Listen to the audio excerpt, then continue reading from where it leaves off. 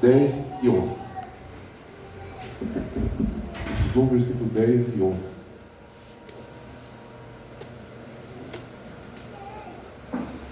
Quem achou que já viu?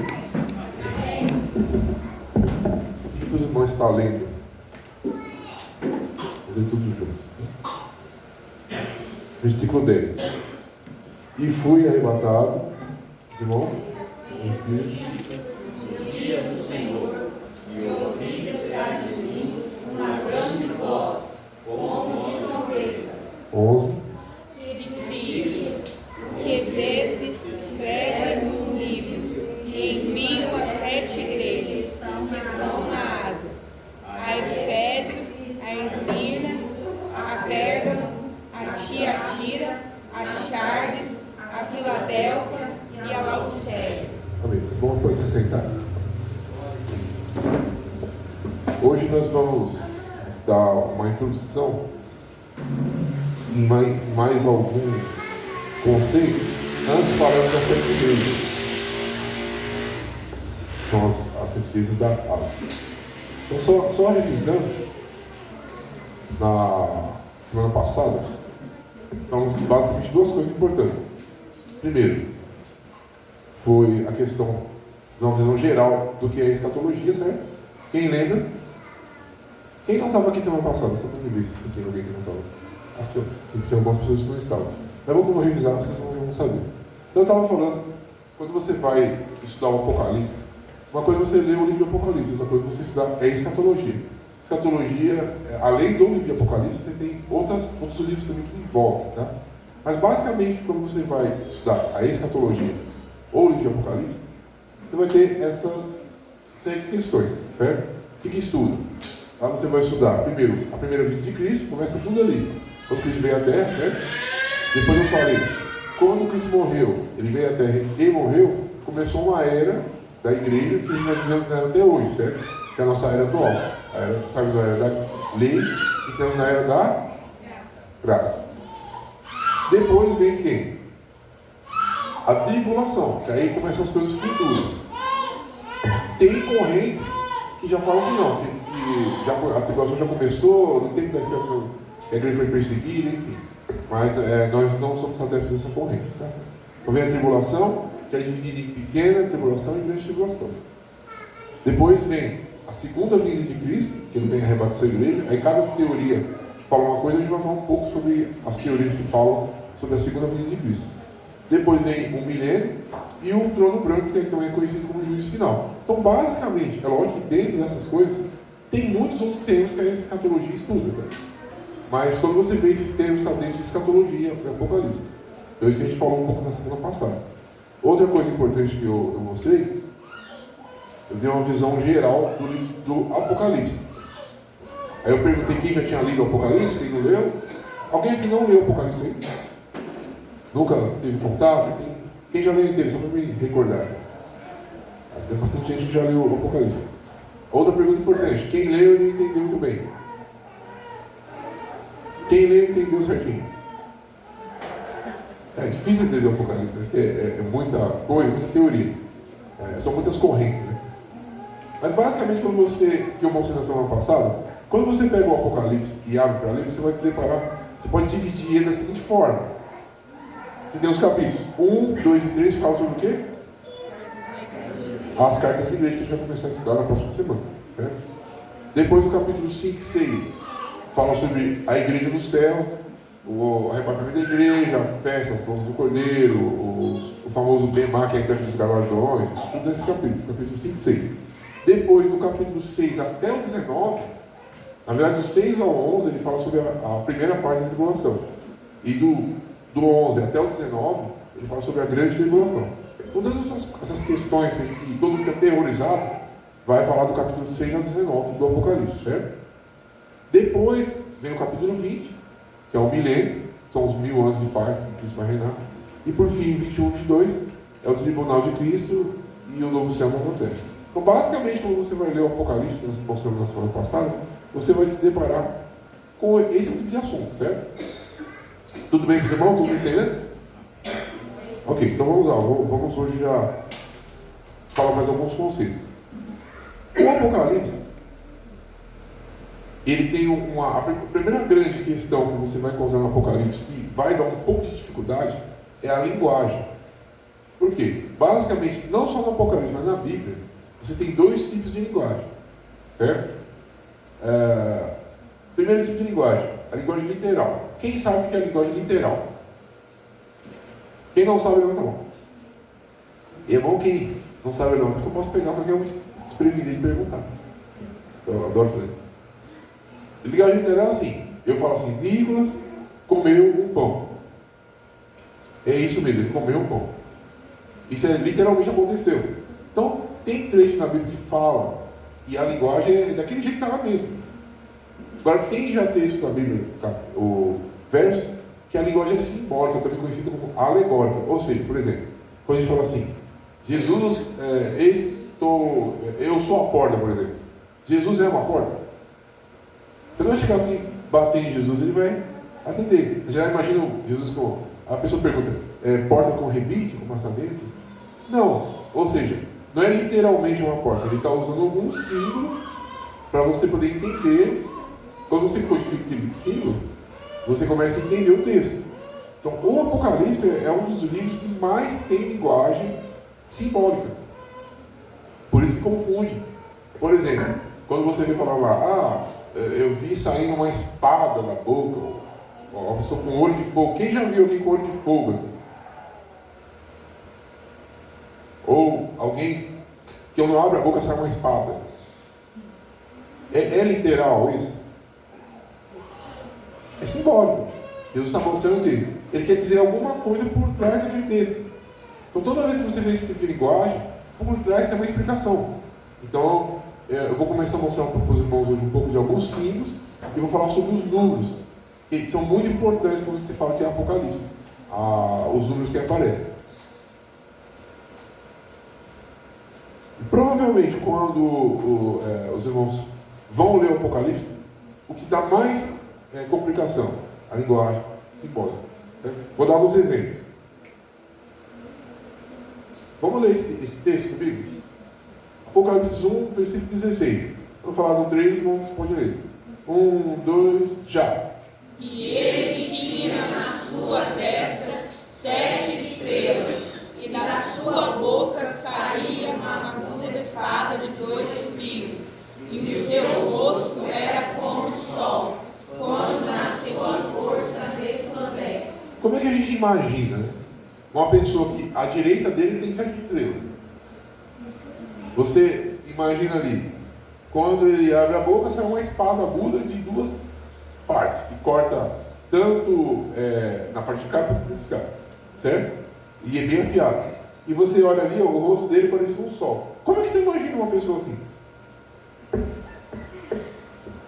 Aí qual é a pergunta? Esse texto é um texto literal ou simbólico? Simbólico.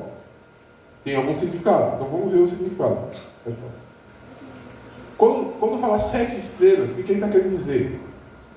Inclusive no próprio texto, depois ele explica. 7 estrelas são os 7 anjos de cada igreja. Vocês viram o versículo que eu li? Jesus dá uma revelação a João para ele entregar para 7 igrejas. Ali, cada anjo da igreja, ou seja, cada pastor de cada igreja, ele chama de estrela. Então já começa a ficar mais fácil de entender. Se eu voltar aqui, volta a mão. Em vez de falar assim, ele tinha sua destra 7 igrejas. Quando você fala direita na Bíblia, é o caminho certo, ou seja, ele estava ali e no caminho dele tinha 7 pastores, 7 anjos, 7 igrejas, que estavam caminhando com Jesus. É isso que ele está querendo dizer, desse simbolismo. Eu vou passar mais um. Entenderam aqui das 7 estrelas? Toda vez que ele fala no Apocalipse 7 estrelas, ele está se referindo aos 7 pastores, ou às 7 igrejas, certo? Alguém já tinha tido dúvidas sobre isso? Todo leu? Ok, então todo mundo bem, vamos lá. E o que é a espada saindo da boca? Uma espada aguda, bem afiada, né? O que ele quer dizer quando ele fala naquele texto? Palavras de Deus. Mas por que aguda? Ali, nessa visão, ele tem uma função. Qual que é a função dele? Juízo. Primeiro, ele está falando como se estivesse julgando alguém. O que é uma espada agora? Porque naquela época, se você for ver no ponto histórico, o juiz ele vinha com a espada, quando era sentença de morte, ele estava com a espada. Dependendo do que foi decidido, a pessoa ali mesmo já era executada. Era mais ou menos assim nessa época. Então ele fala, da minha boca, o que eu falar, através dessa visão que vai ser mostrada nas cartas, vai ser o julgamento. Ou seja, tanto se você aceitar e seguir o que está sendo dito, você vai ser absolvido. Se não, a espada corta. Isso que ele quer dizer. O que mais ali? Ele declara a sentença e o outro perde. Se vocês verem todos os textos das cartas, ele termina com uma sentença. Se você não fizer isso, vai acontecer isso, isso e isso. Automaticamente, se a igreja que recebeu a carta, ela não segue, já tem a sentença. Depois a gente vai ver que praticamente todas as igrejas foram condenadas, nenhuma seguiu o que Jesus ordenou nas cartas. E todas elas receberam uma sentença. Até aqui tudo bem, né? Vamos mais um exemplo aqui. Outro texto, Apocalipse 20, versículo 1 e 2. Os irmãos podem ler no 3. 1, 2 e já. E vi descer do céu um anjo que tinha a chave do abismo e uma grande cadeia na sua mão. Ele prendeu o dragão, a antiga serpente, que é o diabo e Satanás, e amarrou por 1000 anos. Agora é a pergunta: é literal ou é simbólico? Literal. Mas tem correntes que falam que esse texto aqui, ele é simbólico. Mas na verdade ele é literal. Tem uma corrente que chama amilenista. O que significa um amilenista? Quando ele fala aqui, que ele amarrou por 1000 anos, é o que a gente chama de milênio. 1000 anos Satanás ficou amarrado, vai ficar amarrado, e Jesus vai reinar, certo? Isso é um milênio. Tem correntes que falam que isso aqui é simbólico. Tem correntes que falam que isso aqui já veio acontecendo desde a era da perseguição da igreja. É os famosos amilenistas. Quem estava na escola bíblica, quando eu falei que significa, quando você coloca o A antes da palavra, o que significa? Negação. O que é a corrente amilenista? Nega o milênio. Para eles o milênio não vai existir, não vai acontecer. Tem muitas correntes e linhas que pensam assim. Tem muita igreja tradicional também que vai por esse caminho. Que não vai existir milênio, que o milênio já está acontecendo. O milênio foi quando as igrejas da história da igreja foram cobradas, o massacre de Nero, enfim. Certo? Mas nós, pentecostais, acreditamos no milênio. Então nós acreditamos que esse texto ele é literal. O milênio vai acontecer mesmo. Satanás vai ser preso, vai ser amarrado e Jesus vai reinar por 1000 anos. Não é um símbolo nesse caso. Tá? Vou colocar o último texto aqui agora, para dar exemplo. Os irmãos estão entendendo bem a diferença das duas linguagens? Quando você vai ler um texto bíblico, sempre quando a gente vai ler, a gente tenta ir sempre pelo caminho da linguagem literal. Só quando você vê que o texto, e não são muitos textos, normalmente mais os textos proféticos, e às vezes eles têm alguma metáfora ou alguma figura de linguagem, ou essa linguagem mais simbólica. Né? Mas normalmente a gente tenta ler sempre os livros seguindo a linguagem literal. Os irmãos podem ler comigo? 3 e já. E virei-me para ver quem falava comigo. E virando-me vi 7 castiçais de ouro. E aí, o que seriam os 7 castiçais de ouro? Simbólico?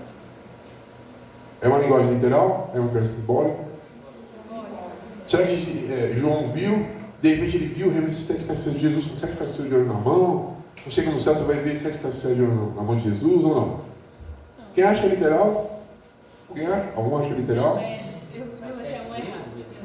Estou falando ali, vi 7 castiçais de ouro. É literal ou simbólico? Simbólico. O simbólico que venceu. Realmente, essa é uma linguagem simbólica. Toda vez que ele fala 7 castiçais, o que ele está falando? Das 7 igrejas. Quais são as 7 igrejas? as igrejas que foram citadas da Ásia Menor, do versículo que eu li no começo, certo? Só que os irmãos vão ver, já vou dar um spoiler da outra semana, que as 7 igrejas, quando a gente fala das 7 igrejas, não são somente as 7 igrejas da Ásia. Eles vão ter normalmente 3 sentidos. Primeiro, para a igreja daquele tempo, Jesus está falando com aquelas igrejas daquela época. Tem um sentido para a igreja de hoje que a gente vive. Todos aqueles conselhos que foram dados servem como lições para a igreja de hoje. Mas tem um outro sentido importante, que é a igreja da história da igreja. Cada igreja daquela representa uma das 7 eras da história da igreja. A gente vai ver depois cada uma das igrejas. Tá? Na Israel, o símbolo de Israel, o principal símbolo é os castiçais. Sim. É isso aí. Eu estudei várias semanas, nossa, são 7 castiçais. 7 castiçais. E até hoje é assim. E eles idolatram. E vocês vão ver também que o número 7 é um número muito usado em Israel. Tudo questões simbólicas. Os israelitas, eles usam muito símbolos, muito. É uma religião cheia de símbolos. Por isso que é difícil você entender. Quando um israelita lê, os que creem nisso, para eles é mais fácil de entender. Porque o contexto que eles vivem é fácil de entender. É igual assim, uma coisa a gente está lendo aqui, outra coisa um israelita está lendo e vendo onde se passou aquilo. Como Jesus falava dentro da cultura deles, é um pouco mais fácil para eles entenderem. Mas nós vamos conseguir também. Certo? Então, nessa parte aqui que eu queria mostrar para os irmãos a diferença de uma linguagem, de 2 tipos de linguagem vai aparecer bastante: simbólica e literal. Então, já sei, se eu pegar o Apocalipse, como que é a divisão, certo? O que é o meu cuidado agora? Quando eu for ler, eu tenho que... Será que isso aqui é um símbolo ou é literal? Aí senão começa a sair várias heresias, sabe? Já viu pessoas que você vai na igreja, tem um leão com 7 cabeças? Já viu umas coisas assim? Aí vai na igreja, a pessoa coloca 7 castiçais e... Normalmente não é ouro, mas como no Braz, né? Mas tem algumas que põem de ouro mesmo. Por quê? Aí começa a levar muito simbolismo para dentro da igreja que não é desnecessário. Certo? Vamos lá, vamos agora para os números. Alguém tem uma pergunta sobre símbolo até aqui? Pergunta vai ser aqui. Já olho para trás. Ok, vamos passando. Com o decorrer do estudo, vocês vão ver vários símbolos aparecendo. Vamos falar um pouco sobre os números. Outra coisa que vai aparecer bastante e que confunde demais são os números. Mas como eu disse, quando a gente está lendo que não é da cultura de Israel, você não entende. O israelita já entende melhor, já tem sentido para ele os números. Tá, vamos desvendar alguns números aqui. Não vou falar todos os números, porque não vai competir. Vou falar os mais importantes que aparecem no Apocalipse. Primeiro, quando vocês verem os números 3, 7, 10, 12, normalmente são números que conotam Deus. Normalmente eles falam sobre alguma coisa sobre a obra de Deus. Não vou falar que é número divino, né? Não é que é divino, né? Mas normalmente ele revela a obra de Deus. Número 1 também. Mas no Apocalipse é o 3, 7, 10 e 12. Vamos ver o que significa cada número desse. Certo? Lembrando que quando você vai para o Apocalipse, você tem a trindade satânica. Eles sempre vão tentar imitar tudo que a trindade divina faz. Então você vai ver no Apocalipse muitos números desses sendo repetidos pela trindade satânica. Só que fica bem claro na leitura. Você percebe que não é coisa de obra de Deus. Tá? Primeiro número 3. Quem já leu uma coisa na Bíblia que aparece o número 3? Pedro negou? Por exemplo, você está lendo lá, Pedro negou Jesus 3 vezes. Aí você fala, mas por que ele negou 3 vezes? Não foi 4, não foi 2? Agora com o número, já começa a fazer sentido. O que é o 3? A totalidade de Deus. O que é a totalidade de Deus? Trindade. Pai. 3 são 1. Então, normalmente muita gente faz essa exegese, e por causa do número, Eles falam, quando Pedro nega Jesus, ele negou só Jesus, ele negou quem? Pai, Filho e Espírito Santo. Então, numa palavra só, ele negou os três. Mas, todos eles representados por quem? Por Jesus. Certo? Então, toda vez que você fala três, é a Trindade, é a totalidade, certo? De Deus. Tudo bem? Alguém mais lembra de alguma parte na Bíblia que aparece no número 3? Terceiro dia. Por que 3 dias?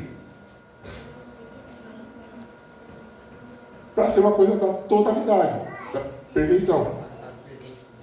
Pode, você pega passado, presente, futuro. Tem muita coisa que vai envolvendo o número 3 que pode dar sentido ao texto quando você vai ler. Principalmente aqui no Apocalipse. Certo? Alguém lembra mais alguma coisa com o número 3? Jonas. Aí, no caso do Jonas, é um símbolo de quem? De Cristo, que também ficou 3 dias no seio da terra. Certo? Por quê? Totalidade. Vamos lá. Aí ele perguntou aqui, e o anticristo que ficou 3 dias morto? E aí, por que 3 dias? Para imitar a Trindade. Vocês vão ver que também tem a Trindade satânica. Eu vou falar já dela. 3 cruzes. Então, você vai ver que vai aparecer muito no número 3. Comece agora, quando vocês forem fazer suas leituras do Apocalipse ou de outras. Apareceu o número 3, para ali, pega o sentido e vê, vai fazer algum sentido com o texto. Provavelmente. Tudo na Bíblia, uma vírgula, um ponto, uma letra maiúscula, tudo não vem por acaso, tudo tem um sentido. E a gente vai, com o tempo, desvendando esses sentidos. Certo? Outro número importante de Deus, o número da perfeição. Qual é o número da perfeição? 7. Número 7. O que significa o número 7? Perfeição. Então, por que você pode falar assim, por que ele mandou, Jesus deu a revelação para João, falando sobre para 7 igrejas da Ásia? Sabe que só tinha aquelas 7 igrejas? Tem mais igrejas, né? Por que logo na Ásia? Sabe que não tinha nenhum ponto de pregação em Israel? Por quê? E por que hoje, por exemplo, se você vai ler essas 7 igrejas, você vai pegar essas lições? Por que lições de 7 igrejas? Por que 7 anjos? Será que Jesus ia reunir as 7 igrejas assim, ia conversar com elas todas os dias? Será que ele ia colocar os 7 pastores? O que ele está querendo dizer? Eu vou pegar mais, né? Perdão. 1 minuto para vocês pensarem. Porque aquelas igrejas tinham muitas qualidades. Todas as igrejas. Hoje eu falo uma coisa aqui. Que a igreja tinha todas as qualidades. Ou seja, é a igreja perfeita. Na verdade, ele não está querendo só dar uma carta para 7 igrejas. Ele está querendo dar uma carta de uma igreja universal perfeita. Então, as igrejas que seguissem todas aquelas qualidades que Jesus estava falando através da carta, as 7 qualidades, a perfeição, ia ser perfeito. O anjo, o pastor que seguisse aquelas qualidades, ia ser perfeito. Só que o contrário disso era o quê? Imperfeição. E todas elas têm um juízo. Mas olha que interessante. Só que teve, das 7 igrejas, você teve uma perfeita. A uma que é totalmente imperfeita. Qual a igreja? A imperfeita. A você. Por quê? Aí sobrou quantas? 6. Se você pegar aqui o número 6, eu vou dar um spoiler do número 6 aqui. Olha o número 6 aqui. O que significa o número 6? Número do homem. Deus fez 6 dias, enfim. Número do homem. Por que 6? Porque quando entra o homem, você não tem mais a perfeição. Tem um sentido, olha o número dando sentido. Porque eram 7 igrejas, era para ser perfeito. Mas quando entrou o número do homem, o número 6, você já não tem mais a perfeição. Então tem todo um sentido aqui. Certo? Vocês estão entendendo? 7 igrejas, 7 castiçais. Depois você tem mais o quê? 7 juízos em 3 fases, não é isso? É, porque ó, são séries de 7 e cada 7 tem 7 juízes. Ó, você tem 7 trombetas, primeira série. Depois você tem 7 C. Depois 7 taças. Ó, 3 séries com 7. E tem 7 anos também que o anticristo vai reinar na terra. 7 anos. Vamos ver como que o número 7. Ou seja, quando você pega o número 7 do anticristo, 7 anos o anticristo reinando, o que quer dizer?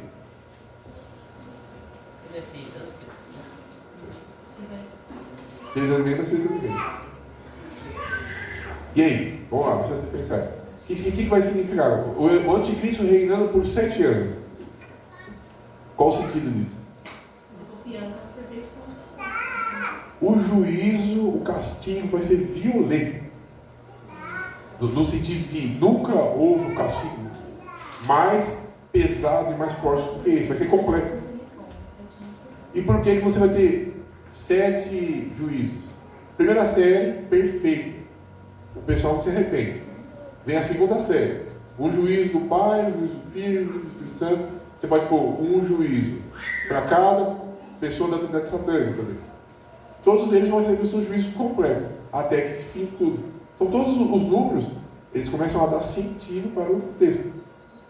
Então, a partir de hoje, se os irmãos têm esse material lá no grupo, eu aconselho os irmãos, guardem esses materiais, e quando você for ler, aparecer o número, ele não é só um número, ele tem um sentido. A língua, o hebraico, ele tem uma riqueza com os números. O número, normalmente, ele tem um sentido. Não é igual assim, estamos aqui em 15 pessoas, 20 pessoas. Lá, cada número tem um sentido, tem um símbolo. Ele vem carregado de uma informação. Certo? Outro número 10. 10 seria uma ordem completa. Uma ordenação. Você vai ver uma parte do Apocalipse que vai falar que tem 10 chifres. 10 governos, ou seja, uma ordem, um governo completo. Então toda vez que aparece esse número, significa isso. Certo? Já viu para o número 12? Quem já viu alguma coisa com o número 10 na Bíblia? 10 mandamentos. Ou seja, é uma... Quem falou aí? A pausa. Certo? 10 mandamentos, ou seja, foi uma ordem divina completa. Deus deixou uma lei completa. É isso que ele quer dizer. Certo? Foi? 10 chifres. Quem já leu sobre os 10 chifres? 10 virgens. Tem muita coisa aí, entendeu? Dentro desses textos. Depois eu vou falar sobre os 10 chifres. Até algo para falar sobre os 10 chifres. Vocês curiosos. As 10 dracmas. Ou seja, muita coisa interessante. E, normalmente, é uma dica que o pessoal, os professores dão. Normalmente, os números parecidos, eles fazem conexão. Os textos que têm esses números, normalmente eles se conectam. Tem raras exceções, mas normalmente eles se conectam. Tá? 10 pragas. Ou seja, uma praga completa. Eu estava até me falando, depois eu vou até pegar o coelho, de um estudo que ele estava fazendo, explicando o que eram as 10 pragas. Eu vou pegar, eu vou tentar achar para pôr no grupo lá também.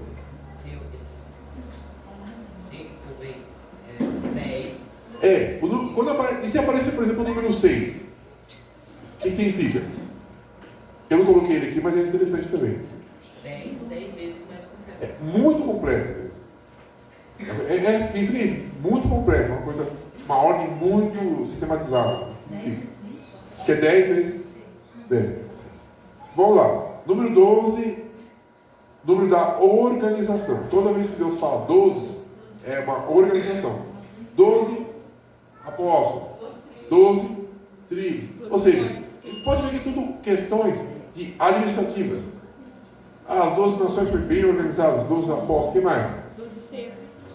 12 cestos, 12 pedras, o peitoral, ou seja, tudo questão de organização. Quando você pega os 12 cestos, tem uma passagem, eu não vou lembrar o número, e tem 2 dois textos que falam sobre a multiplicação dos pães e falam sobre os cestos. Um deles fala sobre 12 cestos. O outro fala sobre 7 cestos. Aí os irmãos que gostam de comer, vocês têm preferir qual? 12 cestos ou 7? 12. Até eu já tinha pedido ajuda para levar vocês para casa. Mas se você for pegar a palavra original, que eu não lembro o nome, um era 12 cestos pequenos, cestinhos pequenininhos. No texto que fala sobre 7 cestos, os cestos eram bem grandes. É coisa assim, bem. Eu não lembro a medida, mas é coisa de 1 metro de largura, 2. Ou seja, 7 era completo. Os 7 cestos tinham mais comida do que os 12.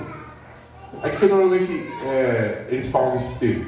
É melhor às vezes você ter uma igreja, menos igrejas, mas bem organizada, bem orientada, com a comida em abundância, do que você ter muitas com pouca comida. Isso que você quer dizer a simbologia do texto. Sim. O 7 é perfeito. Se eu pegar, por exemplo, 7 e 12, quer dizer que é muito organizado e perfeito. Isso que eu quero dizer. Normalmente nos textos, tá?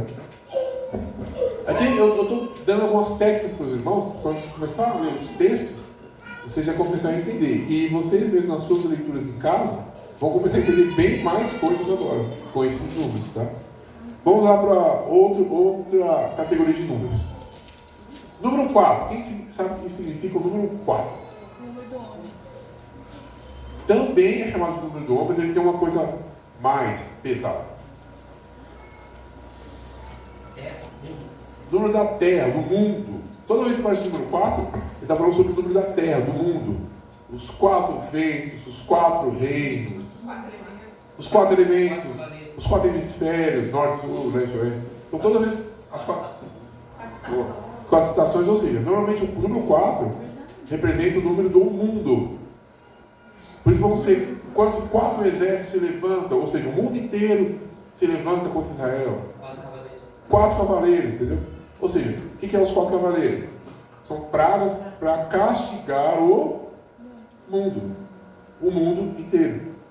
Certo? Número 6, já falei que é o número do homem, pode pular aí.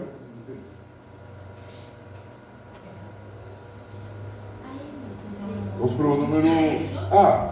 E o 3, se você pegar o 6 3 vezes, que é o 666, o que significa?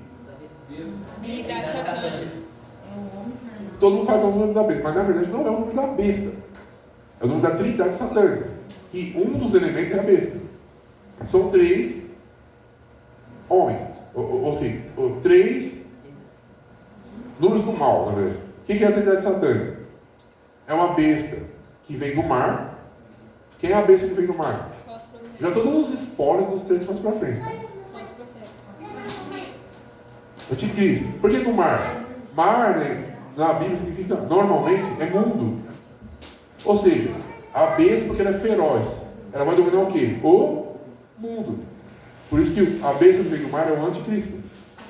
Depois você tem uma besta que vem da terra. O que é a besta que vem da terra? Quem é essa besta? Falso profeta. Por que da terra? Porque já era uma religião que dominava a terra. Muitos dizem que provavelmente vai ser Roma, você já sabe o que é Roma, você sabe o certo? Provavelmente vai ser algum líder religioso, provavelmente. Certo? Que é um falso profeta, é a besta que vem da terra. E o último quem é? O dragão. Aí o povo já imagina o dragão, os desenhos, os fogo. É o dragão, quem é o dragão? Satanás. Ou seja, a trindade satânica. A besta que vem do mar, anticristo, a besta que vem da terra, falso profeta e o Satanás. É os 3 elementos que vão massacrar o mundo. E com a permissão de Deus. Então eles são como tipo a trindade, mas satânica. Na verdade, o que eles fizeram? Eles fizeram imitar a trindade. Deus, a trindade de Deus é 777?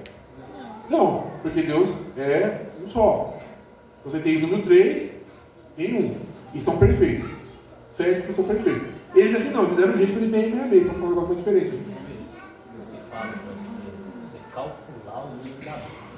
Olha lá, no texto, que eu não lembro agora hoje é o texto, Fala, quem tem entendimento, calcule um número. Mas como que calcula? Eu não entendi. Que é o número de homem. Aí isso aqui, no dia que for fazer, eu vou trazer aqui, que é um cálculo bem complicado. Eles pegam letras, e cada letra do hebraico, ela tem um número. E se você vai calculando os números, ele vai te indicando alguns caminhos, entendeu? Mas basicamente, já dando a fofoca para vocês, é o 666. Mas tem a questão dos números, que é uma coisa mais complexa. Aí cada hora chega um nome novo, né, que o pessoal coloca. Não posso falar que alguns nomes que eu estou gravando, então vou por isso da minha empresa. Mas eu deixo no grupo depois esse nome. O primeiro 6 é Jesus, né? Se fosse comparar o primeiro, o anticristo, está tentando imitar quem? Jesus. Ele não morre 3 dias? Fica 3 dias morto, ressuscita? Ele não opera milagres? As pessoas vão atrás, está imitando Jesus. E o falso profeta, ele não fala em nome de Cristo, ele não faz falsos milagres, enfim. Então, o Espírito Santo consola as pessoas. E o dragão, ele que vem e destrói as coisas. E ele é que dá o poder às duas bestas, basicamente.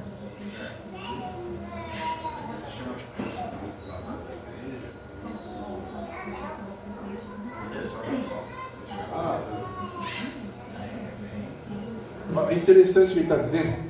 Isso foi muito bom ele ter falado. Você fala assim, mas para que eu tenho que ficar sabendo esses símbolos? Para que eu tenho que ficar sabendo esses números?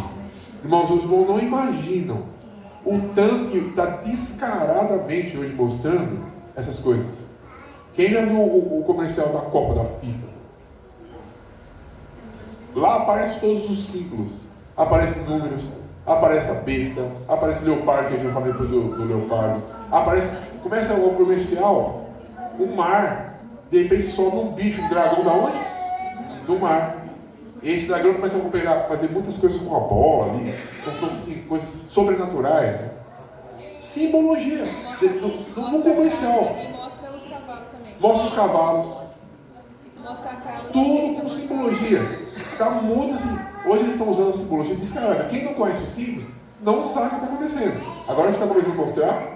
O leopardo da onda. O leopardo da onda. O leopardo é um outro símbolo.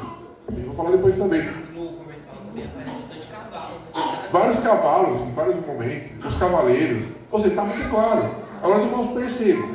Perceba os comerciais. Perceba as coisas que vocês vão ver. Você vai começar a aparecer esses números. Essas ordens de números. 666, número 4, número 7. Você vai começar a aparecer outras coisas que a gente vai falando conforme vai aparecendo as aulas, né? O olho que tudo vê, que é um sinal. Quem não tiver medo, entre no site lá dos Illuminatis. Só pôr Illuminatis no Google, vai aparecer o site. Eu acabei de pensar que geralmente a Copa é feita no mês 6, né? Mês 6. Apareceu a propaganda também do Entra lá no site da maçonaria, que agora está bem livre, e o do Illuminati. Entra lá, vocês vão ver eles explicando esses números que eu estou falando para vocês, eles estão explicando.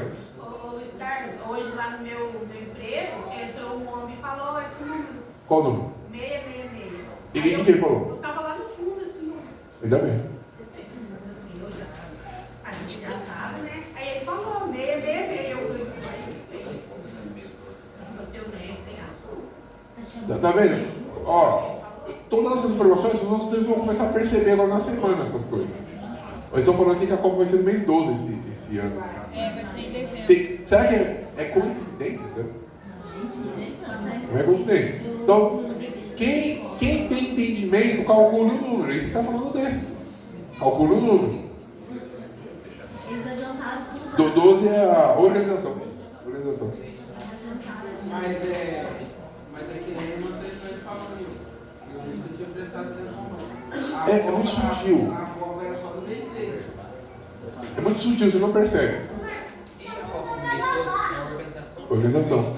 12, Felipe, organização mundial, a nova ordem mundial. Tem muita coisa envolvida. Mas agora, depois da pandemia, que eles estão descarando. A pandemia, ela foi uma ruptura de era. A gente entrou em uma outra era, agora as coisas estão muito assim, na cara mesmo. Até o símbolo da Qatar, dá pra você ver 3-6. 3-6. Agora vocês não estão mais querendo esconder. Quando meu pai deu essa doutrina há um tempo atrás, era tudo assim, muito escondido. Você falava para ninguém acreditava. Hoje você pode ligar na internet, qualquer momento você vai ver. É bem aberto mesmo. No canal de televisão aberto, no YouTube você vai ver. No mesmo dia que eles falam, que o Jornal Nacional falou que depois da pandemia teve uma semana toda. Hoje é o primeiro dia da nova ordem mundial. Eu não vou achar esses vídeos e vou começar a colocar para vocês. A agenda global foi adiantada, né? Foi adiantada a agenda global pela pandemia, por causa do acontecimento da pandemia. E assim vai. Porque alguma coisa aconteceu. Tem também o negócio do G4, não tem? G4. 4 grupos que organizam o mundo. Por que 4 grupos? Tem a ver com o número. É o número 4, é o número Da Terra. O número da organização humana, do mundo. E aí vai, nossa, se você começar a somar esses números, vai dar cada coisa. E você vai começar a ver um monte de coisa. Vocês vão, eu quero que vocês que forem vendo coisas na semana, vão colocando no grupo. Olha, eu vi tal coisa. Se quiser pegar link e jogar, vai ser ótimo. Para as pessoas começarem a ver a importância desse tema atualmente. Vamos lá. Os números já tem uma brincadeira boa. Né? E se a gente começar a passar a coisa para vocês verem, a gente fica. Hoje tem muito material para mostrar sobre isso. Eu vi uma pergunta como é que soma os 5 números, porque cada número dá uma letra. Cada número dá uma letra Hebraico. do hebraico. Aí fez alguma coisa lá. E aí começa a montar, dá muitas pistas. Vamos lá. Para a gente ir para a última fase de hoje, porque o Apocalipse é um texto grande, mas eu quero falar para vocês sobre as correntes que interpretam o arrebatamento. E aqui dá uma discussão tremenda também, mas é boa essa discussão. Primeira coisa que eu preciso falar para os irmãos: tudo isso é teoria, nada disso é comprovado biblicamente. Só o Pai que sabe. Hoje, o Filho, claro, vai saber, a Trindade sabe, né? É só ele, ninguém sabe. Mas ele deixa pistas, certo? Vamos lá. Primeira corrente, eu fiz uns desenhos aqui. Lembra que eu falei para vocês? Tem a carta das igrejas, a igreja do céu. Tem a primeira corrente, é chamada de pré-tribulacionista. Quem já ouviu falar dos pré-tribulacionistas? O que é esse os pré-tribulacionistas? Que é a igreja, quando chega no capítulos 4 e 5, a igreja foi para o céu. E aí começa a tribulação. Então o pré-tribulacionista, ele prega que a igreja não vai entrar na tribulação, nem na pequena nem na grande. E tem bastante texto sobre isso, certo? É uma corrente pré-tribulacionista. Inclusive, quando você pega do capítulo 5 do 6 até o 19, não cita mais a igreja, só cita em um momento, que eu vou mostrar daqui a pouco para os irmãos. Tá? Então, a primeira corrente, as igrejas Assembleias de Deus no Brasil e os pentecostais em geral são pré-tribulacionistas. Mas como diz, ninguém vai para o inferno se for outra coisa, né? Só se não for crente. Vamos lá, vou mostrar alguns versículos que falam um pouco sobre isso. Leiam para mim, Apocalipse 3:10. No 3, já.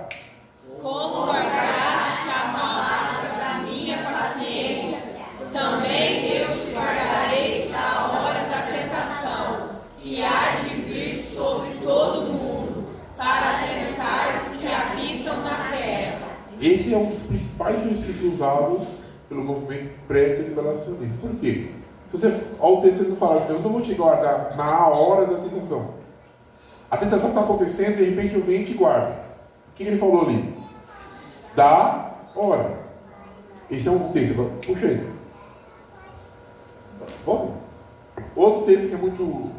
Vocês sabem o que é a tribulação? O que é a tribulação? Quem consegue me descrever em poucas palavras? É a ira de Deus. Tanto a pequena quanto a grande, tá? É a ira de Deus descendo na terra. É Deus castigando a terra em 3 fases. A gente fala pequena... É que quando você fala pequena tribulação, dá a ideia seguinte: eu estou no parquinho, tomando um danoninho, de repente, uma criança caiu e machucou o dedo. Não é bem assim, entendeu? A pequena tribulação, para vocês terem uma ideia, na pequena tribulação, metade das águas vão secar, metade dos animais morrem. metade da vegetação. Você imagina, uma guerra acontecendo. Olha o preço das coisas. Imagina a metade do mundo inteiro com a vegetação. Para quanto que vai o alimento, o arroz, o feijão, a gasolina, a fome? Que hoje dificilmente a pessoa morre de fome, né? Porque ele vai ali como um maquinho, como uma coisa, come. E o mato, metade seco, metade das águas, tudo contaminado. Aí você está pescando, não tem como pescar mais, porque a água está contaminada. Olha o estrago que você vai fazer. Fala de várias pestes. A gente teve aqui o Covid, é uma fichinha perto das pestes que vão vir nessa tribulação. Como eu sempre digo, esse texto os judeus nem conheciam, tão pesado que é.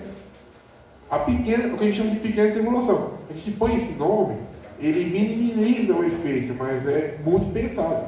Agora, a grande tribulação, para você ter uma ideia, cada castigo que Deus dá, ele dá uma pausa, assim, o próprio Deus dá uma pausa no livro para ele respirar. Ele começa a falar dos ares que vão vir, que é cada vez pior. Aí você lê esse texto aqui, ó. 1 Tessalonicenses 5, 8, 9, vamos ler ele aqui. Desde já. Mas nós que somos do dia, sejamos sóbrios, vestindo da couraça da fé e do amor, e tendo por capacete a esperança da salvação, porque Deus não nos destinou para a ira, mas para a aquisição da salvação, por nosso Senhor Jesus Cristo. Aí, qual é a justificativa dada? Por que Deus irá? Porque ele diz que Deus está irado, tá bem? Para que ele ia deixar a noiva dele passar por essa ira? É a justificativa. E aqui dá, além de dar mais um argumento, ele também dá, ele mostra aqui o que você tem que fazer. Quem que vai ficar para a tribulação? Vamos mudar aqui, ó. Quem não é sóbrio? Quem mais, ó? Quem não se veste com a couraça da fé e do amor? Quem mais ali, ó? Quem não tem o capacete da salvação? Porque, ó, usando outra linguagem simbólica, né? Por que o capacete da salvação? A mente. A salvação, de tanto ele mergulhar na fé, a mente dele está protegida. E o corpo é uma extensão da mente. Então, protegeu a mente com o capacete da salvação, ok, você não vai passar por isso. Agora, sai disso para você ver. Aí entra na tribulação. Então, esse é o primeiro argumento, certo? Eu vou falar um pouco mais em outros momentos. Depois você tem uma outra corrente, que também tem algumas aulas da Assembleia que aceitam também. Mas a maioria, essas duas correntes, a primeira e a segunda, é mais os pentecostais que aceitam. A última, como você são os tradicionais que mais aceitam. É o meso. O que é um meso tribulacionista? É assim, é no meio, meso e meio. Então tá lá, começou a tribulação. Entre aspas, pequena tribulação. Tá vindo aqui a tribulação, a igreja está lá, está sofrendo, tal. De repente, quando vai entrar a grande tribulação, o que acontece? A igreja é arrebatada. Esse é um mestre tribulacionista. E tem alguns textos que mostram também sobre o mestre tribulacionista. Deixa eu mostrar aqui também. Eu acho que eu vou mostrar todos os textos de todas as áreas, senão eu não vou ficar aqui por 5 anos, entendeu? Vamos lá, vou pedir agora só para as irmãs ler, para os irmãos descansar um pouco. Depois as irmãs descansam. Desde já. E um dos anciões me falou, dizendo: estes que estão vestidos de vestes brancas, quem são e de onde vieram? Ele faz uma pergunta, né? Um ancião, está todo mundo lá no céu, de repente chega um pessoal vestido de veste branca. Aí o ancião pergunta: quem é esse povo? Quem é esse pessoal? Aí ele vai, continua. E eu disse: Senhor, tu sabes. E ele disse-me: estes são os que vieram da grande tribulação e levaram as suas vestes e as branquearam no sangue do Cordeiro. Normalmente esse texto e outros, mas esse é um dos mais importantes, ele é usado pela corrente média tribulacionista. Só que tem algumas coisas. Primeiro, lembra que eu falei que do 6 ao 19 não cita a igreja, exceto nesse texto aqui está citando. Eu pergunto, porque aqui tem 3 pessoas conversando. O ancião pergunta para João, e João pergunta para Jesus. E agora eu pergunto para vocês, quem é esse pessoal? É que veio da grande O cadeia. pessoal que morreu na grande Tribulação. que é a crente Que não depois. negaram Jesus. Ficaram que. É vestes brancas, são santos, só que com mancha de sangue. Quem são essas pessoas? Ficaram que foram salvos da grande tribulação. Ah, não, bom. Quem são essas pessoas? São as pessoas que entraram na tribulação, que não tinham capacidade da salvação, brigou com a irmã, falou um do outro, sei lá, aconteceu qualquer coisa lá, eles ficaram aí. Já está no colo do capeta? Não. Tem chance para eles. Eles vão o quê? Não vão poder receber a marca, certo? Esse vai ser praticamente o requisito para acessar. Só que eles vão sofrer, vão matar eles, vão ser decapitados de várias formas. Os que não conseguiram. Alguns vão conseguir fugir, mas vão passar fome, sede, frio. É aquela parte que fala que tem que fugir para os montes, né? Isso, fuja para os montes. Para que vocês não se pegam, porque não vai ter mais Espírito Santo para poder passar um pano para eles. Aí você vai ter que realmente buscar por sofrimento mesmo. E aí, de repente tem gente morrendo. Lá, vou pegar um exemplo aqui. Sei lá, o Elias foi decapitado. Aí de repente está chegando o Elias sem cabeça lá.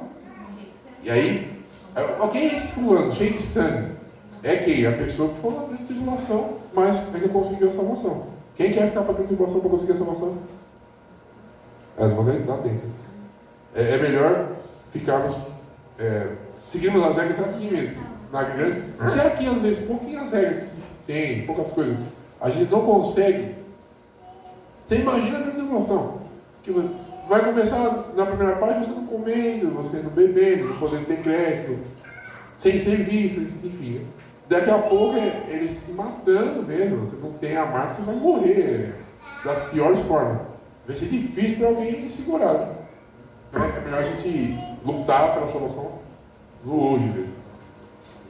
E para terminar, a última corrente. Qual que é a última corrente? Os pós. Ou seja, eles acreditam que a igreja vai ser arrebatada depois que passar por toda a tribulação. Toda. É os pós-tribulacionistas. Tá?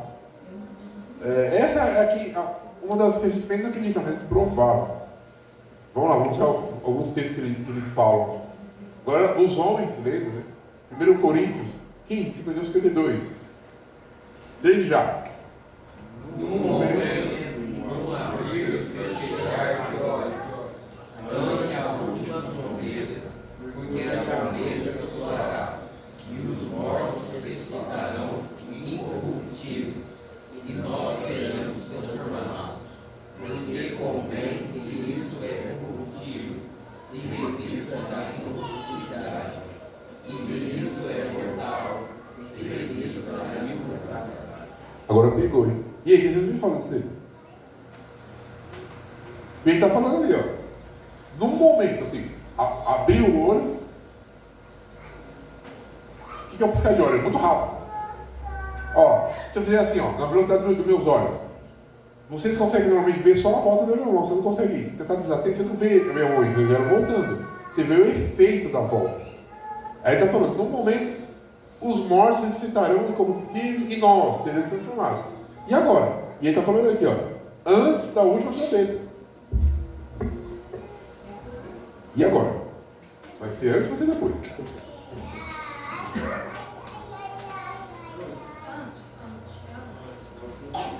Agora o que eu vou fazer?